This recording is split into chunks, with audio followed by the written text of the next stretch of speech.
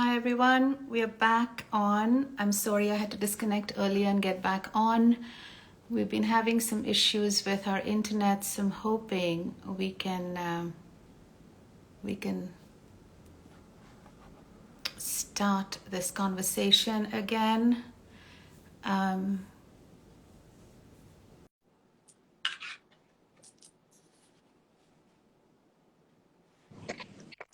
Hi Kanika, sorry, we had a problem with our internet connection, so I had to discard I and get I back on thought again. me I thought it was me, and yeah, okay. It could be just both, so I have no clue.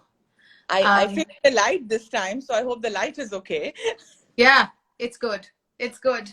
I tend to sit in front of the window because it's the best light. And because I'm wearing glasses, I can see the ring lights.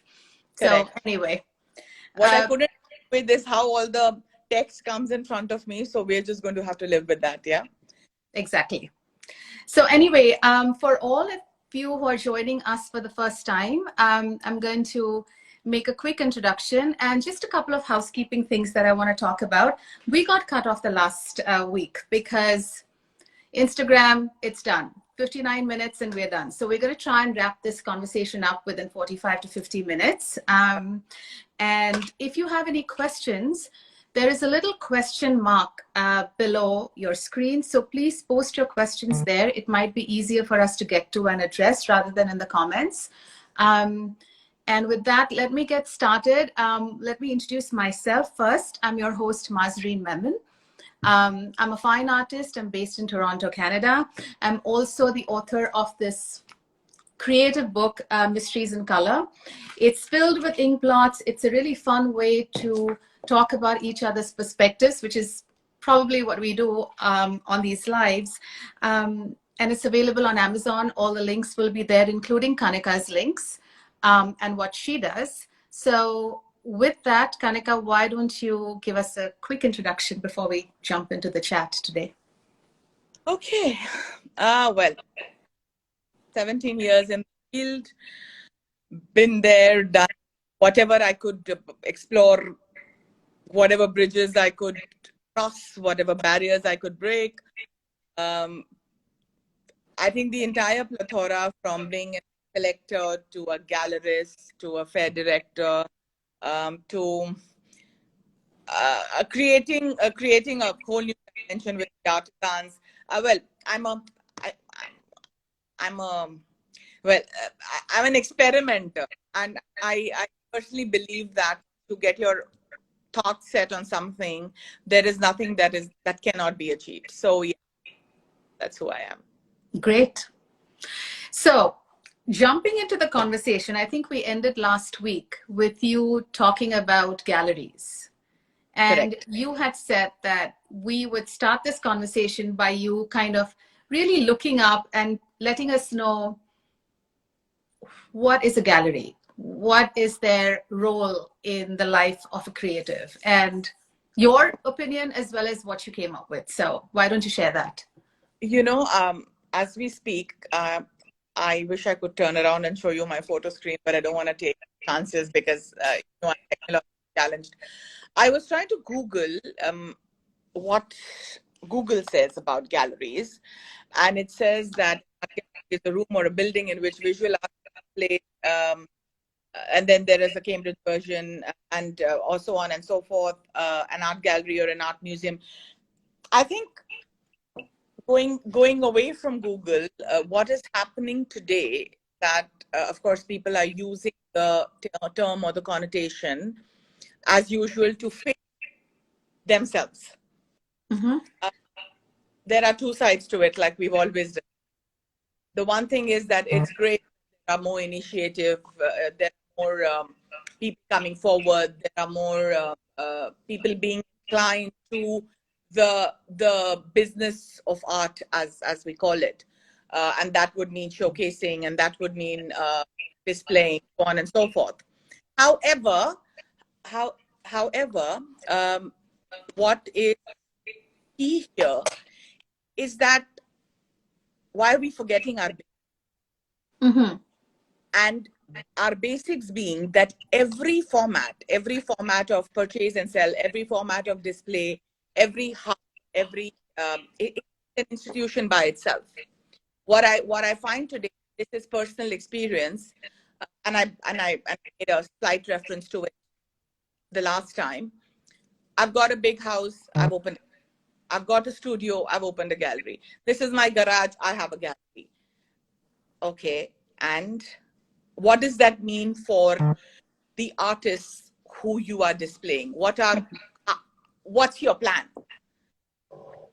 Point number one. Point number two, and this is again going back to the artists who are my favorite, but of course, I have to balance both sides of the spectrum. I see a lot of artists coming forward with saying, "Oh, I opened my gallery. Okay, I have my art and other art. Great, fantastic. Mm-hmm. I'm a curator, and now I'm a consultant, and I'm also doing this for the community." Question one, come back. Who are you? Going back, and I'm now not only combining what we spoke last vis-a-vis gallery, but also connecting it to your topic of the day, which is the artist process. Mm-hmm. Where am I as an artist? Who is an emerging artist? That I believe is our topic for the day. And even as I address it, let me tell you, I was thinking before we started, before I came live, had it been me 10 years back, I wouldn't have addressed this as a topic. Only Yeah. because I was treading on eggshells, because I would have rubbed egos and hurt a lot of sentiment. Only because, like the border we spoke about in our first session, Mm-hmm. it's like I'm so senior. How can I be an emerging artist? What I did was, and I'm sorry if you'll find me flipping, That's okay. but I'm trying to connect so that I can reach, we can get a level where people are to absorb this. What I then did was I went back to Mr. Google. I actually met a doctor the other day who says that Mr. Google is very good for his business because we all run towards Mr. Google. I went back to Google and tried to define what an emerging artist is, only so that I couldn't give you my version because, like I said, you don't want a controversy that, oh, what does she think of herself? But you want, so an emerging artist is an artist who has, yes, got into the field, has been working for a certain amount of time, but is just getting to be known in by the critics, by the circles. So it clearly, and this again is me learning with you, it has nothing do with how old you are, how long you've been in the field. So it's not personal. We take, I think emerging artists, I can count on my so many people, so many large collectors, institutional collectors I know who say that we only collect emerging artists because it's not only great fun, it's not only a certain body of energy, it is also commercially a fantastic investment because it's untapped talent. But what's happening is that we have this block in our mind. Oh, it has something to do with seniority. No, it has everything to do with exposure. And the exposure is not limited to how many times did I put up my painting in a certain manner, a certain place. Today, and for a very long time now, the world is a click away. I keep using this connotation. It's Mm-hmm. flat. Okay, one Google, one search, and it all comes out in front of you. So really, where do you stand in that global phenomena? And it's okay if you're just making a start. You could have been an artist who has been working process for years now and has decided to come out today, and that's fine. Your work is going to speak for itself, and you're going to get your place in the sun, and you would probably be 100 steps ahead from an artist who's been there for the longest time, and now probably the prices have peaked, not too many people, people have them as collections in the secondary collections. Why are we creating this what's the word? This block against, no. It has, and I find it very often. I myself have had an experience when I was speaking to experienced artists, when I say very senior artists in terms of age and experience. And I said, there's this great new exhibit that go out with NFTs, and I spoke about NFTs. I'm still learning, so when I get approached on curating something or suggesting about your work, I start looking out for artists who have the strength in terms of work, can become institutional, can get institutionally engaged, and that's what I propose. And then this thing, oh, but I'm not an emerging artist. And I was like, okay, and that's fine. So what I'm trying to say is this whole gallery process that we were speaking about the last time is again attached to the same thing. I'm a gallery, okay, and how are you a gallery? Because of what? Like how did you decide to become a gallery? Today, you, Mazreen Memon, are an artist. You have an artist studio that belongs to you. It's your space where you create your work. And mashallah, that's what happens with a lot of artists here. You have your own spaces. Those are your own body of work where you speak your language. Now, are you trying to tell me that tomorrow you walked into your studio, right, where you are in your space, um, you're connected? I personally believe, I'm not an artist myself, but I feel that you're connected to your body of work, and you're talking to somebody, and then if there are works of another artist, are you actually going to be able to do justice to that? Is I it don't think humanly? so. No. Exactly. And that's not because you are not a good person, and it's not because you are not commercial. It's because you are a creative who has put in X amount of hours, X amount of years, X amount of effort into her body of work. And I remember, we spoke about, you mentioned how everybody became a consultant, and, the ladies who are interior consult these big houses. But today, let me tell you, I see a lot of artists doing the same thing. I'm an artist. I just got into the field. This is my work and this is my friend's work. Today I have a gallery. Okay, how is this going to work? How are you going to now move away from your work and concentrate on marketing, positioning, packaging, all the other artists in your space with the same effort as you do for yourself?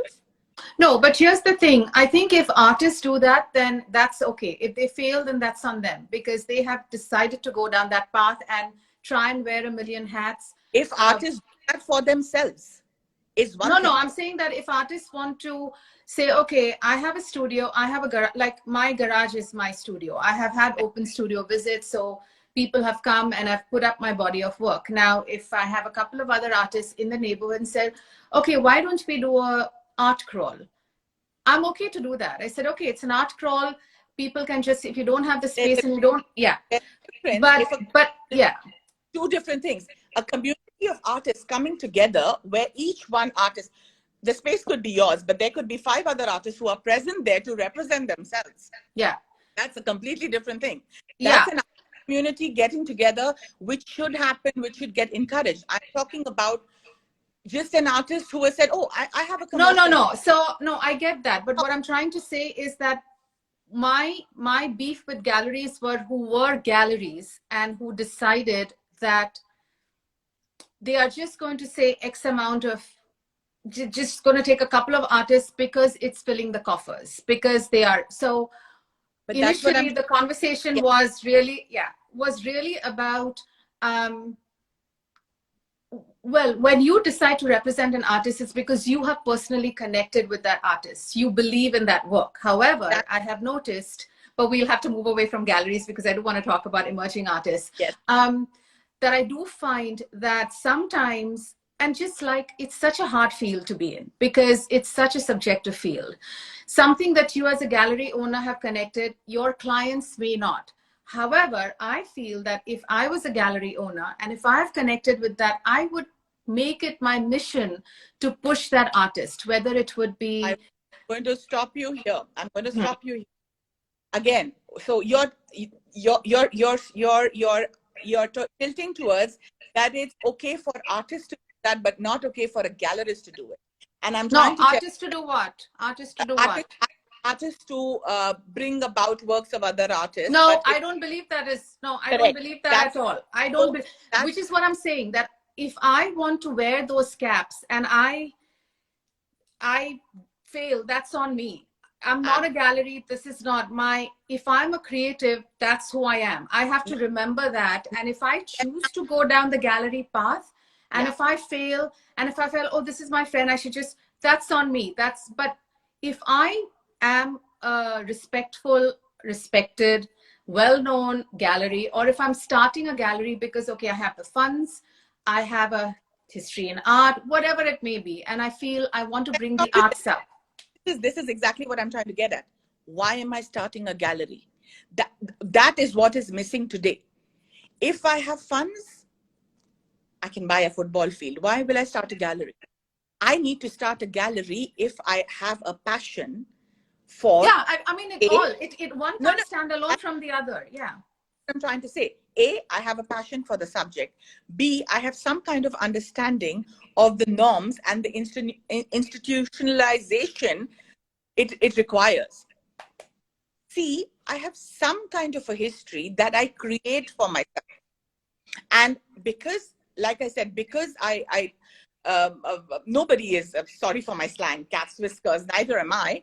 If you notice, and we've had the discussion before, I've done pop-up spaces at the Grand Hyatt, at the Emirates Towers. I've never had an institutional art space. And I'll tell you one of the reasons why is because the route map that I followed, there are galleries who've been there for generations, who have been following an institutionalized process of doing just that. It is out of respect even for them. I have a very large spectrum of what I want to do, how I want to achieve. That may not fit in into actually a norm of, I mean, I constantly receive so many mailers for my friend at Whitechapel, for example. Fantastic. I mean, you know what I'm saying? What I'm trying to say is it's very important for me to know that today, if a person is going and setting up a gallery, I give it what it deserves. Can I give that confidence to every artist who walks in that, you know what, you can trust us with the whole picture of presenting you, of promoting you, of positioning you, of pricing you, of certifying you. If you are not able to do those 5 things, then don't take away from the institution of a gallery. There are galleries who have been known and respected for years now. And the reason that I'm going on bringing this gallery topic is that it is to your artist positioning topic, because today, if the format of the institution is compromised, so is the positioning of the artist. Everybody can get up, everybody gets up and says, I'm not a gallery. What happens to those artists that you're representing? Who are they? What is their character? Where are you going to see them 10 years, 5 years from now? I will tell you, there is, if it continues like that, there will be no future for those artists 3 years from now. Because, so that's why I'm trying to tell you that the two topics are completely connected. You've got to tie the creative with the institution. They have been I, married together for I generations. agree, but I think talking about things in today's day and age, honestly, I don't think an artist really needs a gallery or it We needs spoke that about kind of representation. Because, no, because at this that. time, let me tell you, I know so many artists who are emerging artists or mid-career. They are doing a phenomenal job because nobody can know yourself better than yourself. You know where you're headed. The kind of storytelling. I will pause you here only because one of the biggest strengths, let's remove the name gallery because we have perspectives. Again, neither am I a gallery nor are you a gallery. So we don't have an agenda, but we have perspectives. What is, and you're absolutely right. I see some of the youngsters doing phenomenal work and they manage to do everything. And I'm talking they've, about marketing, not just their work. I'm yes, talking about being yes. able to put themselves on the world stage. They are very good. However, what every creative needs is an outside perspective. But it could Who be a mentor. It could be a creative exactly, mentor. It doesn't have to be a exactly gallery. that's exactly what I'm coming to. I'm saying we have moved the name, we have moved the brand gallery on the side. I am trying to say that it's very important for the growth of every creative to have an outside perspective. Why is that perspective important? As creatives, and I will rope in myself on a small level, we Mm-hmm. tend to get embroiled in what is our circumference. There is a larger perspective outside. And I'll give you a very real life example.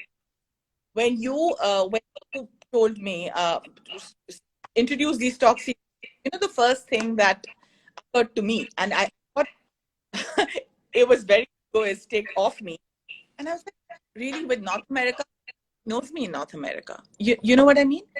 Now, you can look at it from two sides. Oh my God, like I felt sheepish, or oh my God, it was an ego to say, oh, I know the region. This region, you mentioned my name here, but the Americas, no, people don't know me there. Now, what is that? That's a perspective. Yeah.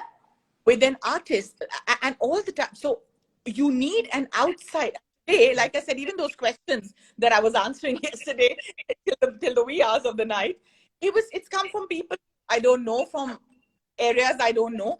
Mm-hmm. I'm down to the requirement of a perspective, because I see artists. Remember one thing: any kind of growth, any kind of change, any kind of revolution is going to have two sides. COVID brought about social media. So I can go on to social media and become the best fashion designer today. I can become the best designer today. I can be the best artist.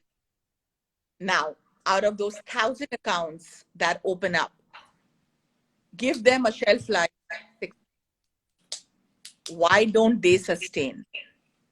They don't sustain because the flavor of the month will wear off.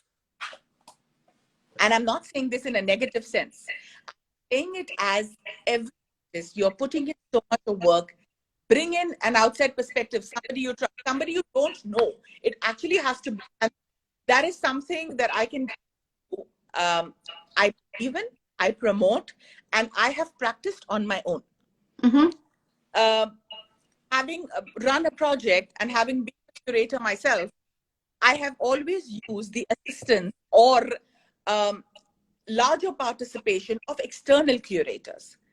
And often I have been asked that, really, you go and get so-and-so at a budget and so-and-so at this budget. Why do you do that? I've been questioned by my own team that, listen, if you curate, then what are we doing with?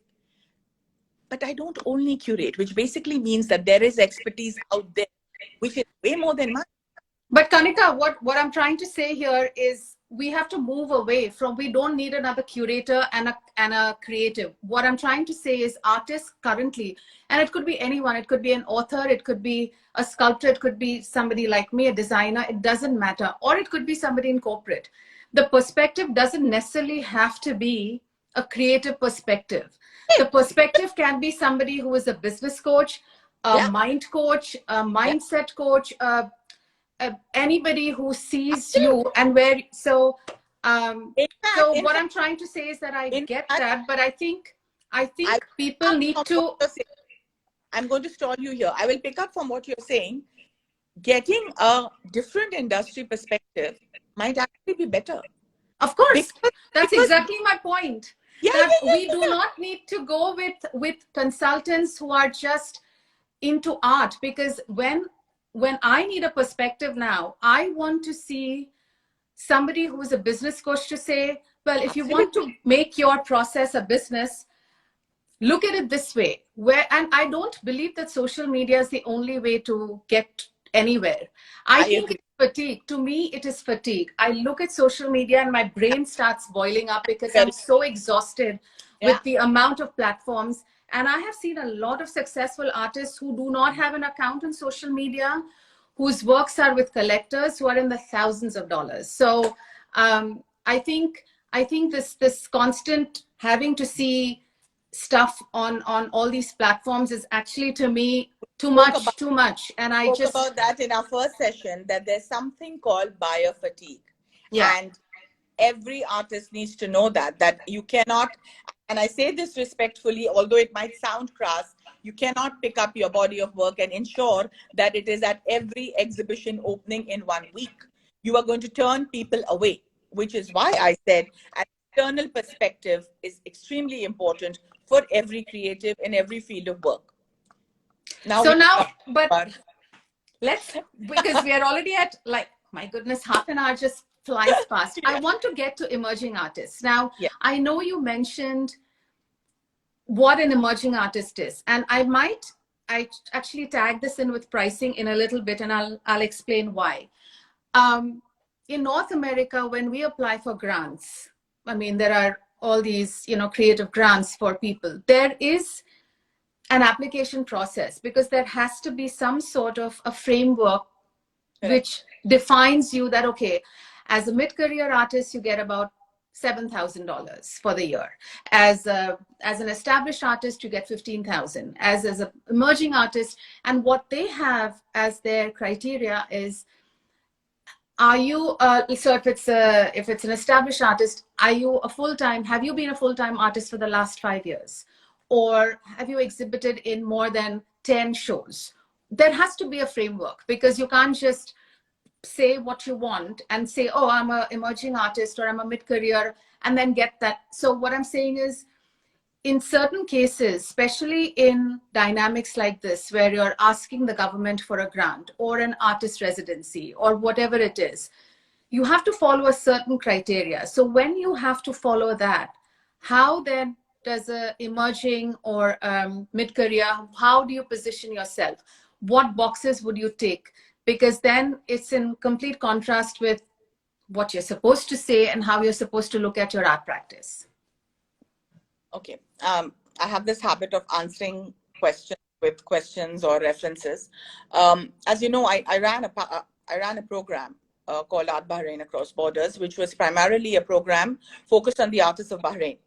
Now, as a program manager, since this was a government project, it had one aim, and I would like to add a separate topic to it someday on what a futuristic project it was, even as a dry run, because it focused on a flat platform of treating artists as one box in a unilateral way. The mandate given to me was very clear. Each artist to be treated equally, with the distinction to be made only on basis of qualification. That too, third party. I am not saying it was the best model that existed, but I can tell you that it was a very balanced model, because what we did was we put out an open call. We had a selection process, and the selection committee every time was external. I, being the program manager and the creator, had nothing to do with the selection. Now, what happens with a thing like that? Where do these artists fit in? And to answer your question, when you have a profile, which is why I keep, I probably turn people away. They get so fed up of me saying, I keep saying profile. What does that mean? And what is the strength of your profile? It's actually a trainer. Today, if you saw Kanika Sabarwal's profile, who said, oh, I was born in so-and-so place and I've done 20 shows there and 300 people know me and 5,000 artists there know me, you'll turn around and say, hey, but where is her perspective? Why am I going to... And that's me as an individual. Same thing applies to an artist. Choose your exhibits. Create your profile like your identity. You know, when kids are going to university, we put so much of effort into building that profile, into an overall perspective, into every area of how the attention, what is the university? A university is a blank slate. They have 20,000 applications.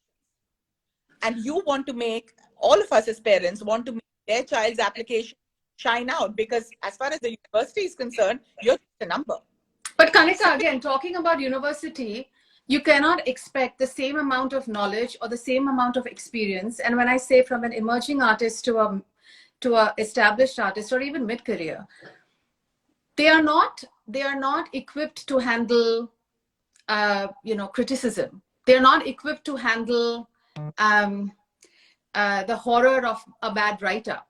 So a child who is, say, in grade 10 to the year 4 of university, their mindset is very different. So I'll I give still you, feel that I'll stop. experience, yeah, one sec, but Yes. experience is not necessarily finance. I'm talking about, No, you no, no. still have to know that you still have to have been in the market to understand the dynamics of how everything. So you still have to kind of work within a certain framework. So how do That you is, still then see that, okay, this is I who will, I am?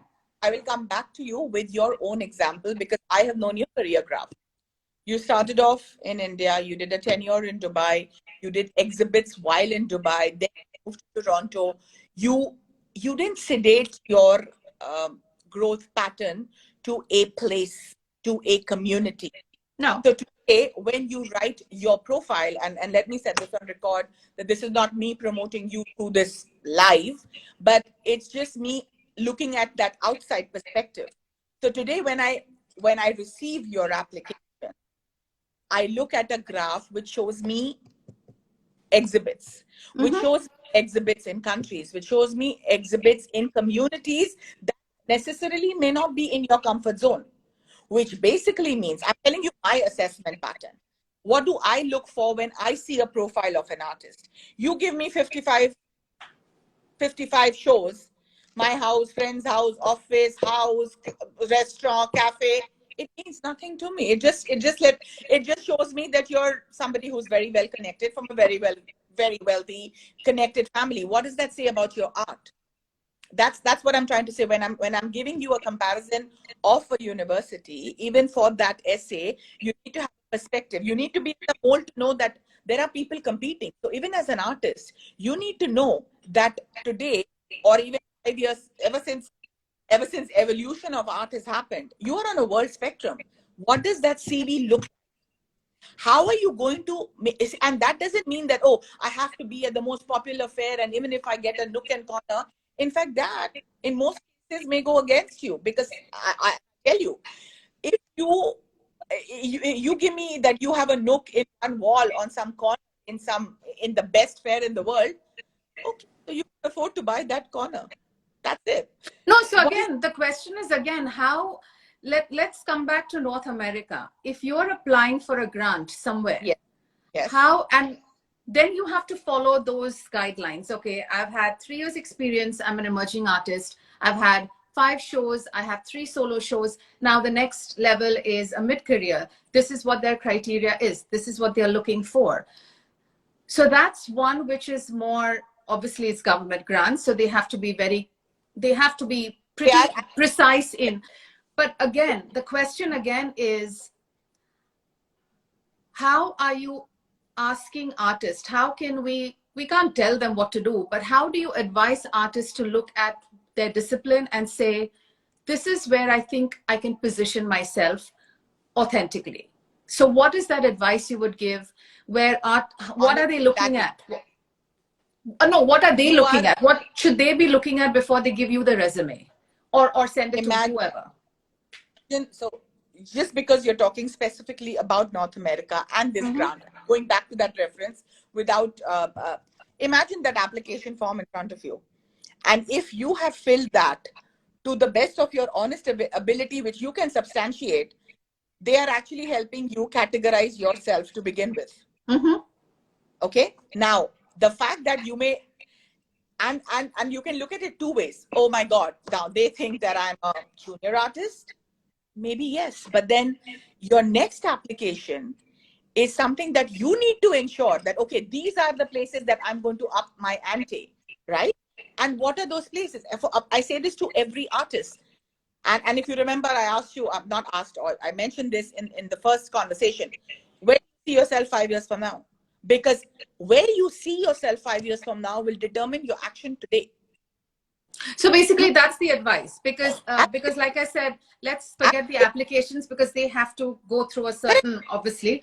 But you don't make it. I'm not talking. I addressed the North America part of it because you brought it up, but I'm saying for any application today in the world, as an artist, who are you? Where do you see yourself 5 years from now? And then what are you doing about it? Because if you tell me that, oh, I want to be, and I get that a lot, by the way, I want to be known in the whole world. Okay, and then so what have you done about it? You're just going and showcasing yourself in every available exhibit. What does that have to do with the rest of the world? But then if If you're putting that I can be application the and queen they of my own want, castle, no, but and if you're putting that application and they say, okay, like you said, the next level would be they want you to you're have at going least exhibited in certain shows.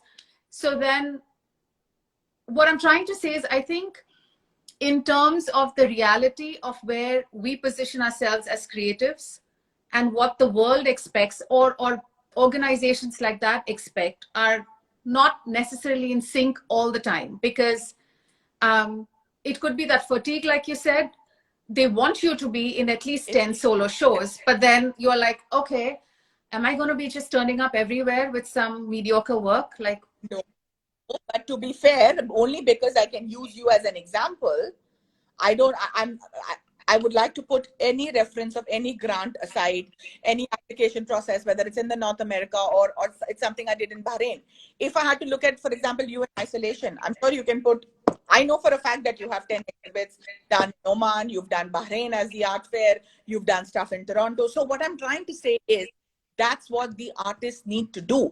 It's very easy, and just because I brought up government and you brought up government, the one thing I want to say is, again, I don't belong to the government, so it's easier for me to speak. But what I did realize when working on a project, which was supported by the government, is that their role is the toughest. Because let me tell you, they've got to ensure balance, otherwise they are being lopsided. They've got to ensure, that nobody is given preference. mm-hmm. So they have to put restrictions and standards. And I'll tell you how that comes as a backlash, especially in the creative community. And these are, you can look at the time and let me know if you're running out of time, but I'll have to give you this I'm as an keeping an eye on, like, it's 12:40. Okay, Yeah. I'll give you this as an example. There is an exhibit we did for the at the Arsenale during the Venice Biennale. It wasn't a part of the Venice Biennale, but we did it during. Now, for that, my colleague, who was my assistant at the time, had brought about this young the curator from Italy, who was fantastic, full of ideas, and I'm telling you, she's probably half my age, but her exposure in that field would be far more than mine. However, she had a perspective. I, being the program director, overrode her perspective because I had a responsibility. Mm-hmm. My responsibility was that my program mandated that I have to have X amount of beneficiaries per program. Now, can you blame the institution who said this? No way, because they have a higher objective, because they're trying to do a unilateral upliftment of a sector in a limited time period. Mm-hmm. So what I'm trying to say is these perspectives are very important sometimes, and that's why I said in that frenzy, I'm sure the curator, this youngster, felt that, oh my God, this lady Kanika doesn't know what she's talking about, because what she was suggesting was fantastic. My point was that, okay, I understand it from a curatorial point of view, but I have a responsibility to which I'm committed to. And I cannot, and if I look back at that responsibility, it's a social responsibility. It is a government, it is a government initiative to maximize the upliftment of creatives. So what I'm trying to say is it's very important to take the overall perspective, and why that perspective is important, and why this, oh, I've got up one morning and I've become a consultant, or I've become a I don't know who, and I've opened a gallery, is not going to fly, because you have a responsibility. The grading of the artist, which is again our topic today, who is going to grade the artist? I'll tell you something. I, sitting in front of you, can keep saying that, I'm so fantastic. Correct? And really, I can assure you there are 500 people who may disagree. And there are 1,000 people who may be 500 times more fantastic. Who is going to show me my place? I define it by my experience. The artist, no matter young, old, junior, senior, give me that page. When we go for, and I'm sorry if I'm making it sound very cut and crisp. When you go apply for a job, what is the first thing that they ask you? Okay, can you show me your profile, your resume? Sorry, I've never done a job. I'm not good at. Where is your resume? Okay, where is it? So as an artist, tell me, even if you've done 5x, I'm saying, I keep referring to this youngster, and I don't think he's watching, but I hope he does. Rashid Orefi. Like, I'm telling you, I didn't know the artist from anywhere. And I say it again, the confidence, first solo, immaculate. So when I saw his sculpture, and I'm like, what is this guy? Like, how? And then he tells me that he's an architect. I'm like, okay, Kanika, you should have known this, because the precision in his calculations, phenomenal. So but for solo, because he had decided to do his solo at, now you want to call him a junior artist? Look at his kind of work. But he is an emerging artist. So till he gets out of there, and the world knows it, just because Kanika says, oh, fantastic work, and bought works of his, that doesn't make him. But what I'm saying, so we've still not kind of been able to tell people, in a sense, or artists, what should they look at? Okay, let's make it simpler. What are the first three things when I'm approaching, because again, if I have a junior level position in a company, I can only have X amount. Or if I'm an intern, then, well, I have no experience, which is why I'm interning for free. What are the 5 things that you need as an artist? Not need as an artist. No, not need as an artist. When I am putting my profile together, and say I have to kind of imagine where I am, where am I positioning myself? Like you said, you cannot tell people, oh yeah, you are so and so, put yourself as an emerging artist. It's, again, each one is very different. So what I'd like you to tell viewers or creatives on this chat is, what are the 3 to 4 things they should think about before they identify themselves as an emerging mid-career? Now, I know that'll change, it's perspectives, but when there's a kind of a loose way of, look at these things and then figure out where you fit in, because we can't tell people where to fit in. So what are the 2, 3 things you'd advise them to look at? Like you said earlier, that even though the field and the topic is creative, the perspectives are more generic than we can imagine. Imagine yourself walking into an art space or a design space and picking up a collectible for your home. What are the 5 things that you look out for? Who is it by? How unique is it? What is the history of it? Is it going to add value to my home? Mm-hmm. I'll get it. If I am an artist today, I need to focus on an outside perspective, not as a creator, but as an acquirer. So you have to, basically, you're asking them to put themselves in. Absolutely. Only because just by, again, you or me, we get lost. I artists with a phenomenal body of work with no documentation. When did you do this? I don't know. Where is your study? I don't have it. Why did you build this collection? I don't remember. If you don't know, and if you have not documented your body of work, how will I know? No, so this is what you would need to start off as an artist, or start off as an emerging artist. Where does this lie? Starting point is the same. Now, if you want to graduate, this is a startup artist. Now you want to graduate to an emerging artist, which basically means you are at a position. Like I told you, that as far as North America is concerned, I'm a emerging consultant. They don't know me. Mm-hmm. I've done a body of work in the Americas. You mention my name and they say, oh my God, who is she? So I'm emerging.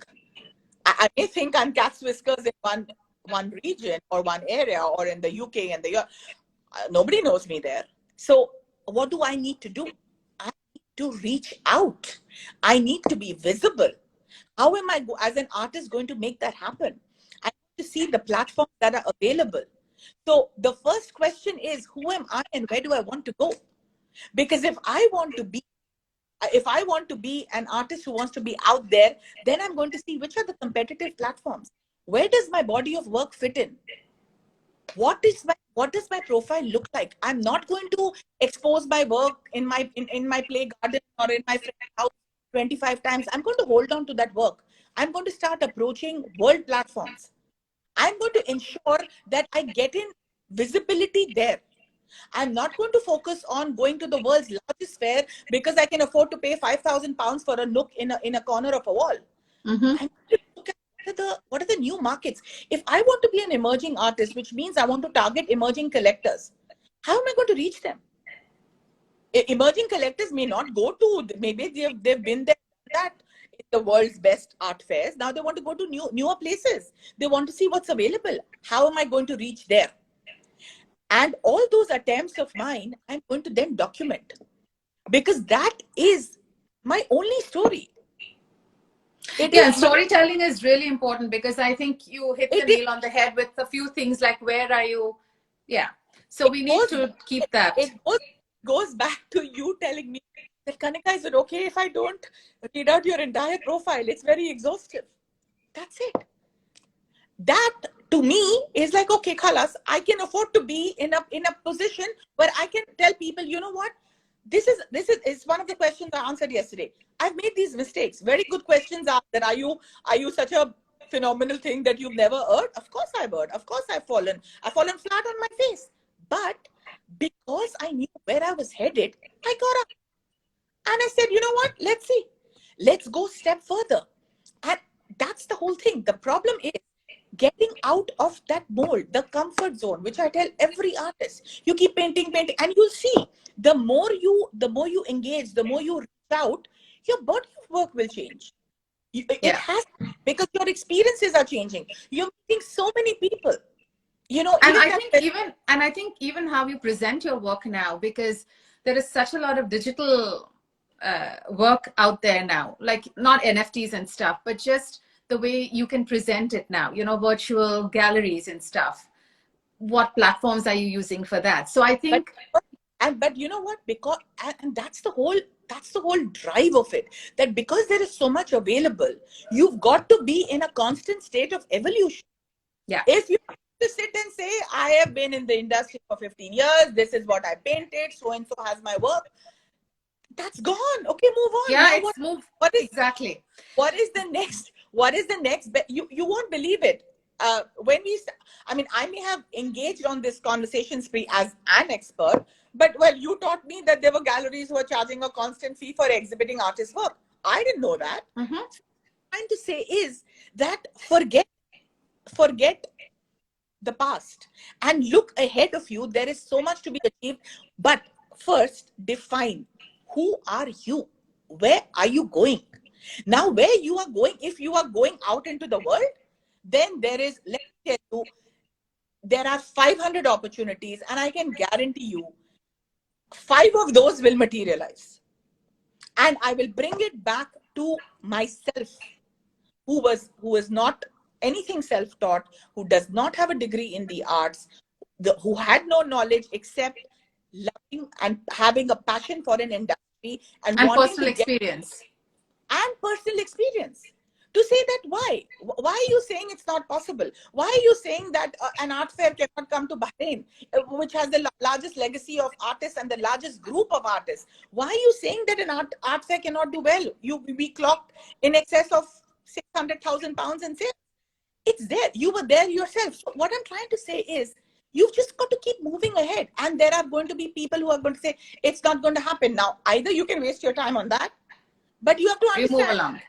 if you keep getting into those, oh, you said I'm a junior artist, does it really matter? Your profile is going to speak. Let me tell you today, Mazreen, if I tell you that, oh, I think, Mazreen, you are a junior artist, okay, I'm sorry, you can put your profile in a world spectre forum, will just show where you stand.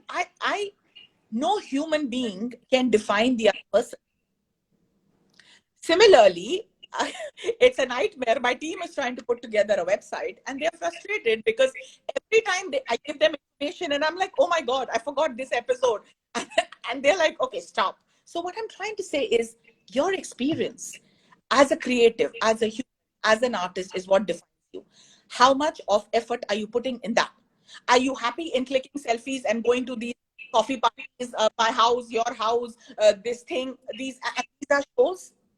And I'm telling this to all the artists across the board, without wanting to hurt anybody's sentiments. You tell me you want to approach a world database of collectors, and you want them to put serious money in under your collection, buying your collections. What are you giving them in return? Yeah. Ask yourself before you. And I'm not, and I say this 100 times, I'm not down to downgrade, because I am on your side. What I'm trying to say is, please look at two sides of the spectrum. People don't look at our work, collectors don't look I at our think work. I think like any creative journey, the ego does come into play normally, and we Absolutely. just kind of we go. We are constantly, the one thing that I did notice, we're constantly blaming. We're blaming the system, we're blaming the galleries, we're blaming the people who sell, we're blaming the government. No, look, where do you want to go? It has nothing to do with anything. Yes, there are hurdles. It's not an easy place to be in. But I am thumping the table and saying that I did not create a place for myself in the country I was born. It was in another country who valued professionalism and said, you know what? If you think you can pull this off, go and pull it off. But then you've got to deliver it. And I say this to all these artists. I have a mental block. I am not painting because I have a block. Break the darn block. Go for a run, go for a swim, go for a freaking holiday, break it, and figure out, speak to your child. See what your kids are doing. Run with your pet. You will break. Yes, there is a thing called an artist block. I may not know it because I'm not an artist. But what I'm trying to say is there a time to be sitting and sulking in an artist block and saying, oh, I have a lot of artists who say, I haven't sold a piece in 6 months, so I don't feel like painting. Really? That's just it? That is how you are No, because back. I think people don't take. That's another conversation we will have, because unfortunately, even now, people don't take creativity very. I've been still asked, can you give in a free painting for a whatever, showcasing an auction or a fundraise? I'm like, no, I'm not going to give anything free anymore, because I respect what I create. Of course. You've not asked, XYZ to give these expensive bags of free or whatever it is. So that's a whole different topic. That We're definitely going to get into that. comes back to perspectives. But what I'm trying to say is, the reality check is at both sides of the balance. Yeah. We got to, as individuals, stop blaming the system, the government, the, I don't know, political party, the buyer, what. It's a simple theory of economics. And that's why I say that the people who try to disassociate economics or commerce from art are actually the only people bringing the industry down. Because every person out there has to understand it's a give and take, right? I'm a buyer, you're a seller. You create work, I don't know how to paint. I am coming to you to acquire something. What are you giving me? How are you ensuring that I come to you and I keep collecting only from you and I do not buy it from somebody else? So what is the value of adding to the collection, or to your What is, home, or wherever what it's is, going to hang? what is the value you're adding to your collection? What is the value you're adding to yourself? How do today, and we've discussed this today, whether I know that I've picked up works for $1,000 from an artist, which today is $10,000. I'm not going to go and trade it, but it's an heirloom. I would love to give it to my next generation. And why not? Why am I not respecting that every dollar going out? We say support artists, every dollar going out, and the artist fraternity needs to understand, yes, get it, you deserve it. But always look, how can I give something back? Return on investment. There is no straight way of saying it. I agree. So, but on that note, we will have to cut this Yes, conversation. We are at it's 12:56. I 6:50. don't know where this time Before goes, it but was, we have to pick this conversation up, because I don't think we did enough justice to the emerging artist. And also, I said I wanted to kind of tie it in with the price points, because we had a question in our first talk on how do emerging artists, or I guess any level what, that you are in, what pricing I your will give work. as homework, what I will give as homework to everyone who's watching and listening and who's an artist and concerned, find your definitions. I found mine because I, like I told you, 10 years back, when I was still trying to be the good girl everywhere, I would have not dealt with this topic, because I would have had 50 artists sulking and say, oh, I will not give you my work, you call me, and I've been there. Today I don't care, because I am trying to help. I'm saying, let's all go back to Mr. Google and see, how do we define emerging artists, and then ask yourself, what am I creating this fuss about? How and many and send us send us your comments and send us whatever you have figured out. And literally a homework for the artist, since I get a lot of homework from people asking me questions.